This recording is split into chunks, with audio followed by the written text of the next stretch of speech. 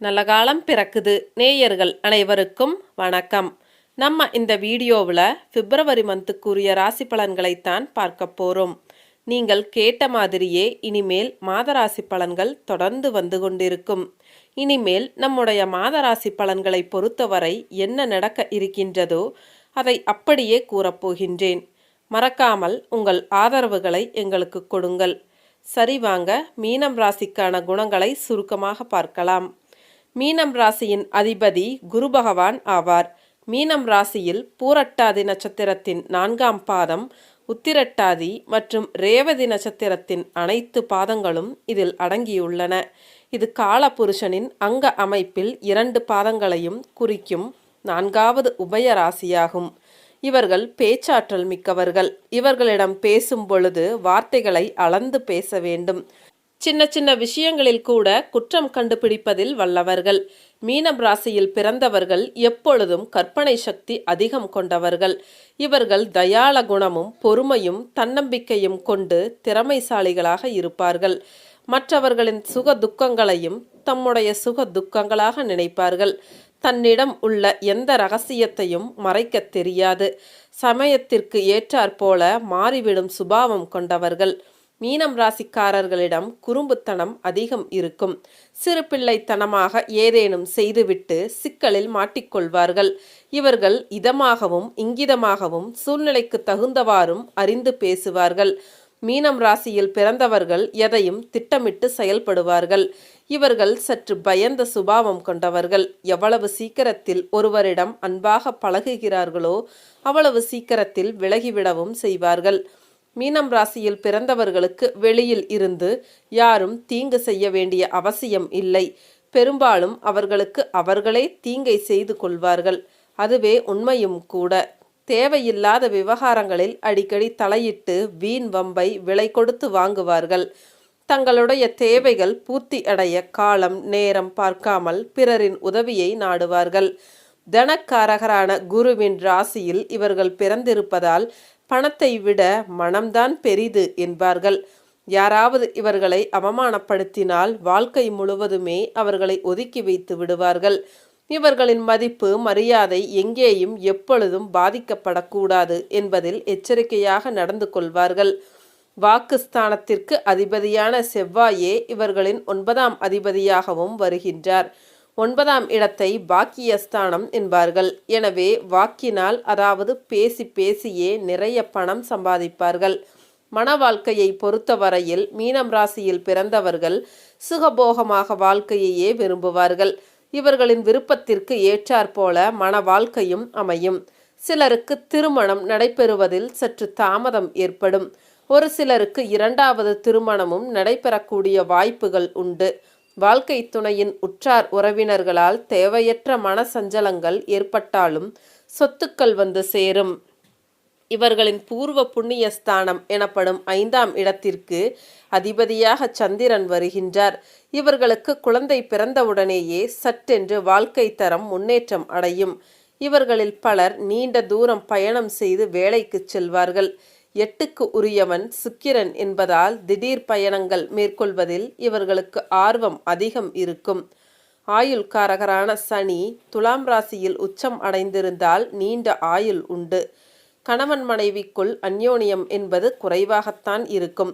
இவர்களுக்கு தெய்வ பக்தியும் பெரியவர்களிடம் மரியாதையுடன் பழகும் குணமும் இருப்பதால் ஆன்மீக தெய்வீக காரியங்களில் தம்மை ஈடுபடுத்திக் கொள்வார்கள். இவர்கள் தங்களுடைய சொந்த முயற்சியின் மூலம் செல்வத்தை சேர்ப்பார்கள். தான் உழைத்து சம்பாதித்த பணத்தில்தான் பூமி, வீடு, மனை, வண்டி, வாகனங்களை அமைத்து கொள்வார்கள். புகழ்ச்சிக்கு இவர்கள் அடிபணிவதால் இவர்களை புகழ்ந்தால் போதும், மற்றவர்களுக்கு அள்ளி கொடுத்து விடுவார்கள். இவர்களின் 9ஆம் இடமான பாக்கியஸ்தானத்திற்கு அதிபதியாக செவ்வாய் பகவான் வருவதால் தந்தையை முன் உதாரணமாக கொண்டு முன்னேற பார்ப்பார்கள். தந்தையின் வழியை பின்பற்றினாலும் புதிதாகவும் வித்தியாசமாகவும் முயற்சி செய்வதில் ஆர்வம் கொண்டு இருப்பார்கள். 10ஆம் இடமான ஜீவனஸ்தானத்திற்கும் இவர்களின் ராசி அதிபதியான குருவே இருப்பதால் இவர்களில் பலருக்கும் சுய தொழிலில் ஈடுபடவே விரும்புவார்கள். எவ்வளவு பணம் வந்தாலும் சேமிக்க முடியாதபடி செலவுகளும் அதிகமாகத்தான் இருக்கும். சரி, வாங்க பிப்ரவரி மாத பலன்களை பார்க்கலாம். யோகாதிபதி செவ்வாய் வலுப்பெற்ற நிலையில் இருப்பதால் மீனம் ராசியினருக்கு நல்ல வாய்ப்புகள் வரும் மாதம் இது. ஆனால் 12இல் சனி இருப்பதால் அதை உபயோகப்படுத்திக் கொள்ள முடியாமல் வீணடிப்பீர்கள். மீனத்தினரின் கவனம் சிதறும் மாதம் இது. தேவையற்ற விஷயங்களில் ஆர்வம் காட்டுவீர்கள். இளைஞர்கள் எதிர்காலத்திற்குரிய விஷயங்களை செய்யாமல் வயதுக்குரிய காதல் போன்ற விஷயங்களில் சக்தியை இழப்பீர்கள். எதிலும் அக்கறையுடன் இருக்க வேண்டிய மாதம் இது. எந்த ஒரு விஷயத்திலும் இது நடக்குமா நடக்காதா என்ற சந்தேகம் இருந்து கொண்டே இருக்கும். காரணம் எதுவும் இன்றி எதையாவது நினைத்து கலக்கம் அடைவீர்கள். ராசிநாதன் குரு 2இல் வலுப்பெற்ற நிலையில் உள்ளதால் எதுவும் கைமீறி போகாமல் சமாளிப்பீர்கள். சிலருக்கு அலைச்சல்களும் எதிர்காலத்தை பற்றிய பயங்களும் இருக்கும். பெரியவர்களுக்கு காரிய தடையும் சுற்றி உள்ளவர்களுடன் வீண் வாக்குவாதங்களும் உண்டு. பங்குச்சந்தையில் முதலீடு செய்பவர்கள் எச்சரிக்கையுடன் இருக்கவும். சூதாட்டம், லாட்டரி சீட்டு போன்றவைகளை நம்ப வேண்டாம். தாயார் வழியில் செலவுகள் வரலாம். தாயாரின் உடல்நிலை கவனிக்கப்பட வேண்டும். சுக்கிரன் வலுவாக இருப்பதால் பண பிரச்சனைகள் எதுவும் வராது. வெளிநாடு சம்பந்தப்பட்ட விஷயங்களில் லாபங்கள் இருக்கும். திருமணம் ஆகாத மீனம் ராசிக்காரர்களுக்கு திருமணம் கைகூடி வரும் நேரம் இது. பொதுவாக மீனத்தினர் கலையாக அழகாக இருப்பார்கள். அழகுணர்ச்சி மிக்கவர்கள் நீங்கள். நீண்ட நாட்களாக திருமணம் தாமதமாகி வருபவர்கள் இன்னும் 1 வருடத்தில் வாழ்க்கை துணையோடு இணைவீர்கள். சிலருக்கு ஆலய திருப்பணிகளில் பங்கு கொள்ளும் வாய்ப்புகள் கிடைக்கும். நடுத்தர வயதை கடந்தவர்கள் தங்கள் உடல் நலனில் அக்கறை காட்டுங்கள். அலுவலகத்தில் வேலை செய்யும் பெண்கள் வீண் அரட்டைகளில் ஈடுபடாதீர்கள். அதனால் சிக்கல்கள் வரலாம். சிலருக்கு இளம் சகோதரர்களால் வீண் விரயங்களும் செலவுகளும் இருக்கும். வியாபாரிகள் மந்தமான ஒரு நிலைமையை சந்திப்பீர்கள். தொழில் வியாபாரத்தில் வேகம் காணப்படும். சரக்குகளை அனுப்பும் பொழுதும் பாதுகாத்து வைக்கும் பொழுதும் எச்சரிக்கையாக இருப்பதும் நல்லது. கிடப்பில் இருந்த கடன்கள் பைசலாகும்.